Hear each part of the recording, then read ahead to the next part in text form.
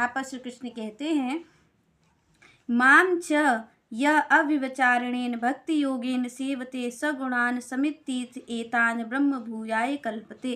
तो यहाँ पर श्री कृष्ण ने कहा कि जो भी इस धरती पर रह रहा है वो अगर प्रत्येक जीव चाहता है कि वो इन तीनों गुणों को लांघ ले, मतलब ये जो भगवान की त्रिगुणमयी माया है इसको लांघ ले सरलता पूर्वक, तो यहाँ पर भगवान ने कहा कि इसको लांघने का एकमात्र यही उपाय है कि उसे मेरी ही भक्ति करनी पड़ेगी। यहाँ पर श्री कृष्ण ने स्पष्ट रूप से कहा कि किसकी भक्ति भव से पार ले जाने वाली है, वो है श्री कृष्ण की भक्ति। यहाँ पर श्री कृष्ण कहते हैं माम, माम शब्द का भगवान ने उपयोग किया है, तो यहाँ पर भगवान ने स्पष्ट रूप से कहा कि आपको किसी और देवी देवता की भक्ति सुख सुविधा तो प्रदान कर सकती है, स्वर्ग का सुख भी आपको प्रदान कर सकती है, ब्रह्मलोक तक भी आपको पहुंचा सकती है, पर यहाँ पर भगवान ने स्पष्ट कहा कि अगर आपको इस माया के पार जाना है, अगर आपको सुख की प्राप्ति करनी है तो आप अनेक देवी देवताओं से इस सुख को प्राप्त कर सकते हैं, पर अगर आपको सुख और दुख के परे जाना है, अगर आपको इस जीवन मरण के परे जाना है, तो भगवान कहते हैं फिर तो मेरी ही भक्ति करनी पड़ेगी। यहाँ पर श्री कृष्ण ने कहा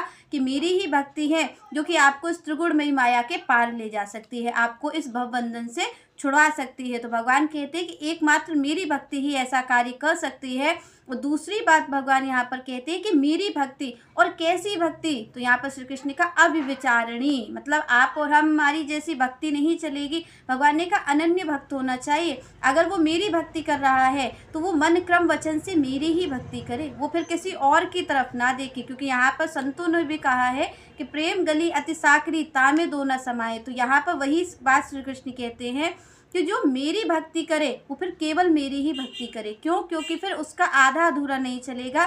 जैसे आप और हम कहते हैं कि हम सोमवार को किसी की पूजा कर ली, मंगल को किसी की कर ली, बुध को किसी की कर ली, तो यहाँ पर श्री कृष्ण ने कहा कि अगर इस माया को पार करना है तो मेरी भक्ति करनी है। और यहाँ पर श्री कृष्ण बताते और है इस चीज़ को कि उनकी भक्ति कैसे की जाती है, भक्ति का स्वरूप क्या है। पूजा तो आप और हम अनेक देवी देवताओं की कर लेते हैं, पूजा की विधियाँ भी हैं, पर यहाँ पर जो भक्ति है वो भक्ति किसकी हो सकती है? भक्ति केवल भगवान की हो सकती है। और भगवान कौन है? भगवान स्वयं श्री कृष्ण हैं। यहाँ पर भगवान दूसरा कोई नहीं है, क्योंकि अनेक देवी देवता आप और हम देखते हैं उनकी पूजा होती है, पर यहाँ पर जो भगवान कहा जाता है, वो जो भक्ति कही जाती है, वो भक्ति केवल भगवान की होती है। और भगवान की भक्ति कैसे होती है? वो होती है अनन्य प्रेम से। अनन्य, यहाँ पर भगवान ने कहा कि मेरा जो भक्त है वो व्यभिचारी नहीं होना चाहिए, भगवान ने कहा अव्यभिचारी हो। ऐसी भक्ति चाहिए जो कि अव्यभिचारी हो, वो किसी और की तरफ ना देखे, ना मन से देखे, ना अपने वचन से देखे, किसी भी तरीके से मन क्रम वचन उसको एकाग्र मन से मेरी ही भक्ति करनी है।